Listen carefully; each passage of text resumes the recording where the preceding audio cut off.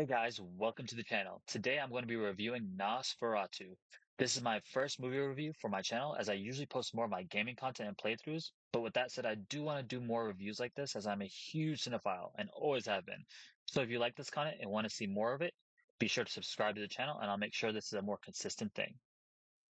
Getting right into the review, for those of you who are not familiar with the director, Robert Eggers, this is not a traditional horror movie, so don't go to the theater expecting a straight jump scare in your face horror movie.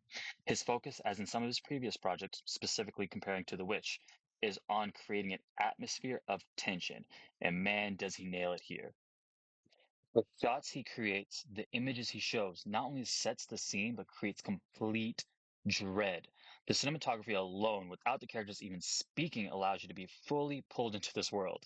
To the point where Nosferatu isn't even on the screen or anywhere nearby, but you feel like you're suffocated by his lingering presence. It's heavy and it doesn't let up. I honestly feel like the way the film is shot is more effective at creating the feeling Eggers wanted to create than the actual dialogue at times, which honestly felt like filler for the sake of pushing the story forward. There are some scenes I saw and I was in complete awe of how amazing it looked, but also was completely immersed as to how everyone within the scene felt. Not to get into any specifics, but one of my favorite shots is near the beginning and has Nicholas Holt's character walking down a gravel trail headed to a castle. I don't want to delve into it much more than that, but I was stunned. The lighting, the sound design, and the dreamlike feeling created was extremely tense and immersive. And there are many scenes like this throughout where you visually become entranced. In this movie, I felt like Eggers jumps between creating high tension and suspense through slow panning shots and also by creating this dreamlike, hallucinogenic trip, similar to what Edgar did in his previous film, if you've seen it, The Northman, where you see and feel what the characters are going through as they themselves try to navigate through this nightmare.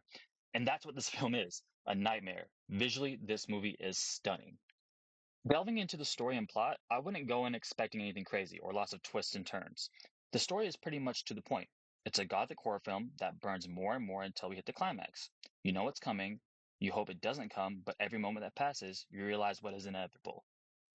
Now, I haven't seen or read the original Dracula, but from what I've heard, it doesn't stray too far from the source material of Bram Stoker's book. Now, there is a somewhat-ish twist near the end, but it's quite predictable, not much of a surprise. I don't see this movie trying to break grounds on plot or story, but more so the director wanted to create their version of an infinite story and bring their vision of this tale to life on the screen. As I mentioned earlier, the writing and dialogue itself isn't what made the story captivating for me, but more so the imagery and what the director created with that. At times, it did feel like when there was dialogue, it was to get us between the tense scenes and keep the story going forward. Now, delving into the acting and the characters, I wanted to start by giving all the praise I can to Bill Skarsgård, who plays Nosferatu. First off, when you finally do see the character, there is not one distinguishable feature that would make you say, "Oh, wait, that's Bill Skarsgård." And if you've seen him before, he has quite bold features, specifically his eyes, in my opinion. His eyes have that Steve Buscemi characteristic. No offense. But you don't see that here. And man, when he speaks, wow, every word has weight. The tone of his voice is commanding and terrifying. I also read that he had a vocal coach so that he could bring his voice down a full octave for the role. He absolutely nailed it. I was baffled. I think he did better here than he did with his Pennywise character, and I still think he nailed that role too. He might just be really good at playing a monster character. Nicholas Hoult, in my opinion, was another standout. The first hour of the film, he is put through hell, and man, you feel everything he wants you to feel. His portrayal of initial apprehensiveness, slowly turning into fear and confusion, transforming to realization, and finally to complete horror was perfect.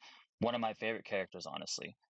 Outside of that, I think everyone did pretty solid in the roles. I see a lot of praise online for Lily Rose Depp for her character, and she deserves a lot of it.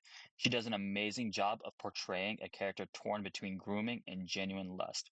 I think she absolutely nailed a lot of the scenes, especially what she did physically to her body at times and how her body would contort and react to what I will say was a possession. But there were some line deliveries and monologues she had where it kind of took me out of the scene, and I noticed it while I was sitting there. At moments, a little too live theaterish, which honestly might have been on purpose, granted the old timey feel of this movie. Willem Dafoe's character, I believe, was great, and he portrayed this mad conspiracy theorist type of person well. He was kooky, intelligent, but understandably misunderstood by the people around him due to his beliefs of the paranormal and demons. Aaron Taylor Johnson also great in this film for the role he had. Overall, strong performances from this cast. For my overall rating of this movie, I did want to break it into two different ratings. I don't think this is a movie for everyone and not what a casual moviegoer may expect when they go to see a vampire horror movie. It is a little too long, it can be more visceral than anything else, and it is a slow burn to the end. So for that casual moviegoer, I would say this movie would be a B minus, borderline B flat. For the cinephiles and Robert Eggers fans, though I do love how this movie was shot and how it made me feel, the lack of complexity, original plot points, and writing took away from me just a little. Not a lot, just a tad. So for that audience watching, I would give this an A minus. On my list of favorite Robert Eggers films, this one is almost on par with The Witch for me. Almost. I strongly recommend you guys go watch this movie in theaters on the best screen you can find. I hope this review was helpful to you guys, and if you want more movie reviews from me, a sub to the channel would be great.